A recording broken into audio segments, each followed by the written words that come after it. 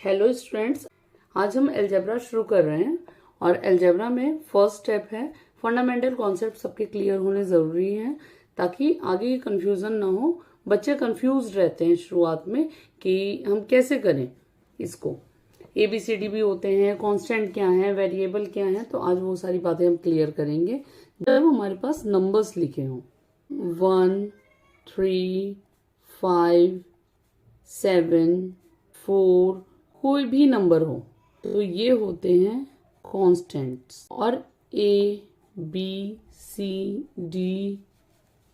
XYZ कोई भी alphabetic letter हो वो होंगे हमारे वेरिएबल्स। अगर हमारे पास लिखा हुआ है जैसे 1 × 7 + 4 सारे हमारे कांस्टेंट लिखे हैं तो हमेशा हम जब इसको सॉल्व करेंगे तो आंसर हमारा कांस्टेंट में ही आएगा। अगर हमारे पास नंबर लिखा हुआ है कॉम्बिनेशन ऑफ x - y तो यहाँ एक चीज देखेंगे, ये दोनों हमारे पास वेरिएबल्स हैं। ये अलग नंबर है, ये अलग नंबर है। हम यहाँ तो 7 × 1 = 7 + 4 कर देंगे, 7 + 4 = 11 हमारा आंसर आ जाएगा। बट हम यहाँ x - y को हम x - y ही रहने देंगे। मान लीजिए यहाँ पे अगर +m हो जाता है तो ये 3 टर्म में ये अलग अलग ही रहेंगे, हम इनको ऐड वैसे नहीं करेंगे। कैसे ऐड करने हैं वो आगे हम एप्लीकेशंस आएंगे और करेंगे। ये होंगे वेरिएबल्स में ही आंसर आएगा। आगे आता है कि अगर हमारा थर्ड पॉइंट कांस्टेंट और वेरिएबल का कॉम्बिनेशन है, जैसे 4 + m है। अगर हमारा 4 + m है या 3x + 7y है, ये कांस्टेंट में आंसर नहीं आएगा, ये भी हमेशा सेम रहेगा, वेरिएबल्स आएंगे। अब पॉइंट से एक आता है टर्म। इस चीज को हम जरा ठीक से देखेंगे। ये अगर हमारे बेसिक्स क्लियर हो गए तो अलजेब्रा, रियली में अलजेब्रा बहुत इजी है। अगर किसी बच्चे को आपको डाउट है कि अलजेब्रा बहुत टफ है तो रियली कह रही हूँ मेरे साथ आप सीखें। अलजेब्रा बहुत ज्यादा इजी कॉन्सेप्ट है। 7x है तो यहाँ इन दोनों के बीच में मल्टीप्लाई हो रही है। 4x/3 ये एक टर्म हो गई।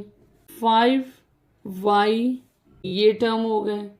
इसमें ख्याल रखेंगे, थोड़ा गौर करेंगे, इसमें प्लस माइनस नहीं आ रहा है, इसमें या तो मल्टीप्लाई आ रहे हैं या डिवाइड आ रहे हैं। इन दोनों के बीच में कोई साइन नहीं है। 7 is a constant and x is a variable. There is no sign between 7 and x, then here is multiply. ये क्या हो रहा है, यहाँ पे मल्टीप्लाई हो रहा है। 4x/3 तो 4 और x में तो मल्टीप्लाई हो रही है और /3 जो भी इसका आंसर आता है उसमें 3 से डिवाइड किया जा रहा है। 9xy/4z।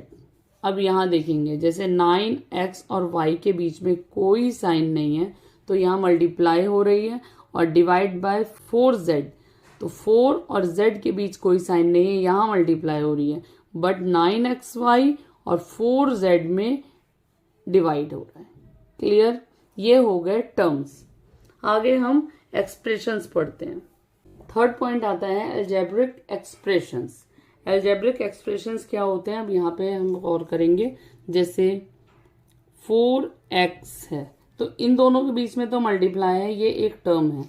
जब इनके साथ with the sign of plus और माइनस, प्लस के साथ दूसरी टर्म आ जाती है, सिर्फ कांस्टेंट है तो वो भी एक टर्म है, बट इन दोनों के बीच में या तो प्लस होगा या माइनस होगा।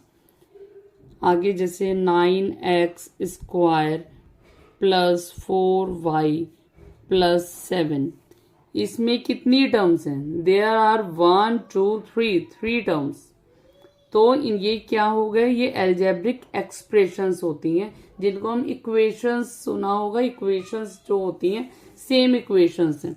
ओके, जैसे एक और एग्जांपल देती हूँ, ax + by + c।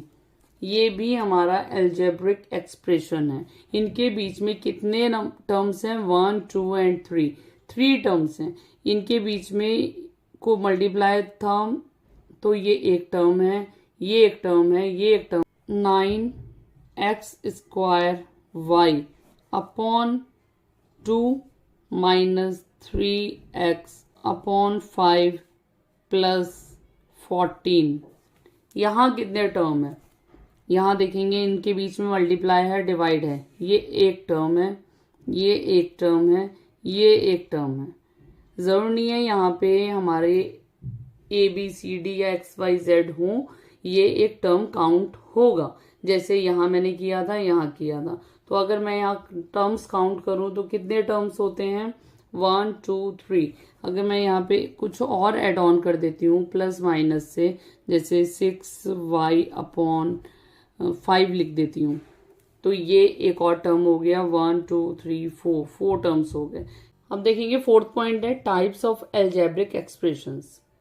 हमें क्वेश्चंस आएंगे कि which is monomial, which term is binomial, which term is trinomial, या ये भी क्वेश्चन आ सकता है नेम द टर्म्स। ठीक है, तो उसको हम कैसे करेंगे? या ये for each of the following which is the monomial, which is trinomial, which is polynomial, which is binomial. Mostly in तीनों का पूछा जाता है, first monomial, binomial and trinomial. Okay, अब इसको बहुत इजी है, बहुत इजी कॉन्सेप्ट है, ध्यान से देखेंगे। मोनोमियल याद रखिएगा 1, binomial 2, trinomial 3, try 3, monomial 1, binomial 2, trinomial 3। Clear? Multinomial, नाम से ही पता चल रहा है मल्टी मतलब बहुत सारे होंगे।